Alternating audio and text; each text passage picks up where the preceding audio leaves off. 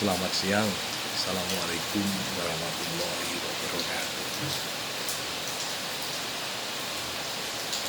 Nama saya Joko Purnomo. Saya pensiunan dari pegawai negeri sekitar 8 tahun lalu saya pensiun. Sekarang usia saya 64 tahun. Saya pengen cerita, barangkali ada komentar atau pengalaman yang sama dengan saya. Apa benar yang saya rasakan itu? 55 tahun yang lalu, ketika usia saya sekitar 9-10 tahun,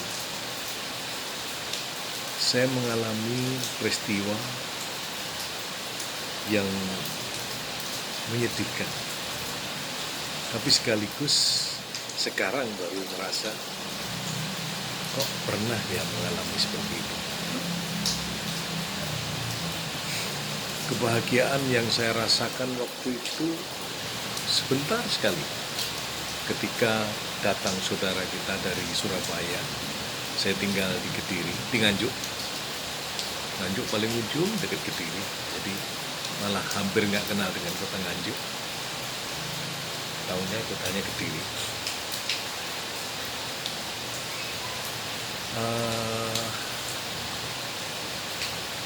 Saat datang saudara-saudara kita dari Surabaya, bahagia sekali.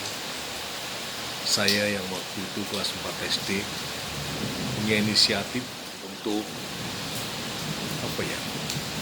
maklum di desa ya, adanya kelapa, pohon kelapa.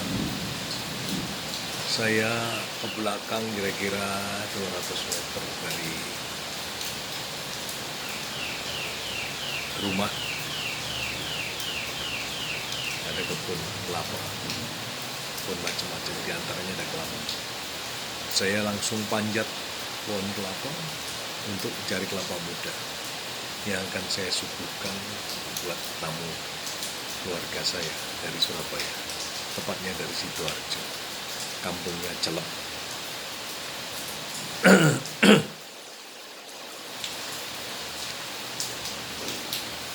Dengan perasaan yang berbunga-bunga, keluarga datang dengan kebahagiaan yang luar biasa. Barangkali nanti orang kota makan kelapa muda, istilah kalau Jawa Timuran degan, beliau bisa merasakan segarnya dan akrabnya suasana itu keluarga. Saya potong kelapa muda udah jatuh. Nah, ada yang menggantung, nggak turun, saya ikut turunin gitu maksudnya. Ini ternyata saya bareng sama kelapa itu jatuh. Pada saat jatuh itu saya nggak terasa apa-apa.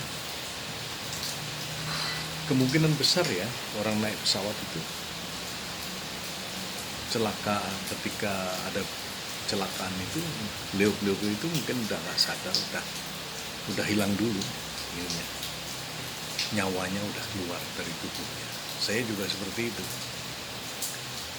Bahkan saya tiba-tiba melihat kakak-kakak saya sudah pada ngerumunin saya. Saya lihat dari jauh, dari atas begitu, ada apa itu? Kok kakak saya nangis, tapi nggak ada suaranya. Nggak ada suaranya, nangis tanpa suara. Terus pada nunduk, pada peluk saya gitu. Saya tetap mengamati itu aja. Terus datanglah bapak-bapak juga, saya nggak tahu siapa waktu itu. Saya dibopong, dibawa pulang. Saya ngikutin dari jauh gitu, ngikutin. Kadang saya ke depan, saya kadang di samping, saya lihat semua kakak saya nangis, tapi nggak ada suaranya. Nah, dibawa masuk ke rumah lewat dapur. Di dapur itu ada orang lagi masak gitu. Saya tiba-tiba ngelihat tubuh saya ditaruh di tempat tidur. Saya ngelihatnya dari dapur. Ada itu apa namanya, dandang panjang itu, karena ada tamu kan, masaknya banyak. Saya di atasnya nasi itu, apa namanya, apa ya, orang Jawa bilang tutupnya dandang itu. Di situ saya berdiri. Padahal ini ada tembok, tapi kelihatan tembok itu tidak menghalangi saya melihat. Tidak terasa apa-apa. Ibu saya menangis, bapak saya menangis, orang semua di situ pada menangis, tapi nggak ada suaranya. Saya lihat air matanya.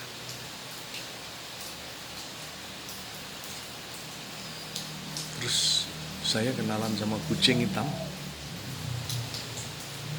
Cuman kedip-kedip, tapi saya ngerti maksudnya. Saya diajak jalan sama dia. Saya tanya apa yang saya kerjakan, pegangan ekor saya gitu. Ikut saya sama ekor, bawa lari kenceng kemana nggak tahu. Nah, saya udah nggak tahu itu ceritanya di rumah bagaimana. Jauh sekali, sampai ke satu tempat yang lorongnya tuh putih, kehijau-hijauan, kebiru-biruan gitu, bersih gitu.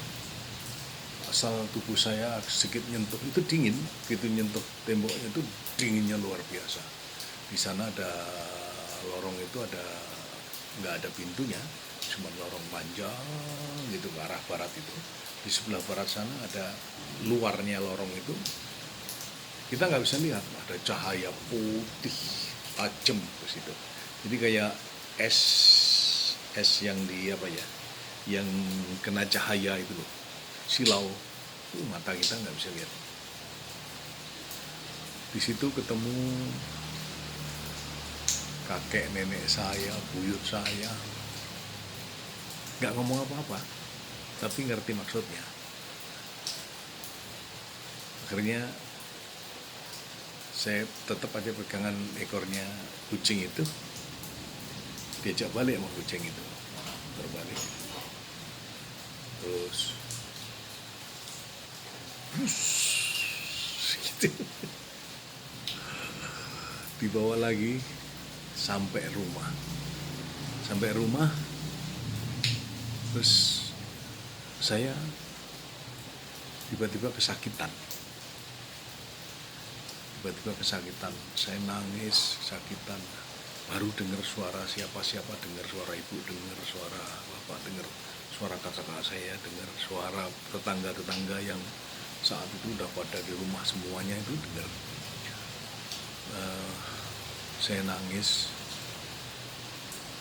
Jadi rupanya begini, itu mungkin ya. Ketika saya keluar dari tubuh saya itu artinya kita lagi pingsan mungkin. Jadi nggak ada rasanya. Tapi begitu kita masuk lagi ke tubuh, ruhnya saya itu masuk ke tubuh, sakitnya luar biasa. Nah, itu saya rasakan sakit. Apa itu yang namanya mati suri, saya nggak tahu. Tapi ini terjadi panjang waktunya. Karena saya sakit saat itu, waktu kecil itu juga lama. Sakitnya hampir 6 bulan. Yang mengalami itu mungkin lebih dari 2 mingguan, 3 minggu mungkin. Begitu terus, balik lagi, keluar lagi, balik lagi. Nah, selalu dibawanya ke tempat itu, tempat yang dingin tadi, yang ada cahaya itu. Selalu ditolak di sana, suruh bawa balik lagi. Nah, di situ saya bisa rasakan betapa sakitnya tubuh ini ketika ada ruh kita, ada nyawa mungkin ya. Tapi ketika keluar itu, tubuh ini sudah jadi bangkai sebenarnya. Mungkin masih ada nafas, tapi ya karena itu denyut ini masih berfungsi, darahnya masih mengalir mungkin. Tapi rasa sudah nggak ada. Jadi begitulah peristiwa itu. Saya mengalaminya di sekitar tahun 66, mungkin 65. Saya lupa pastinya. Dan waktu itu saya kelas 4 SD. Nah, barangkali apa itu yang dinamakan mati suri. Kalau begitu pengalaman itu berarti tubuh atau mayat itu sebenarnya tidak merasakan apa-apa ketika sudah ditinggalkan sama ruhnya, tapi ruhnya masih ngikutin terus, tahu apa dan siapa yang berkerumun di situ. Itu mungkin begitu. Barangkali ada pendapat yang bisa disampaikan, monggo, saya menantinya. Assalamualaikum warahmatullahi wabarakatuh.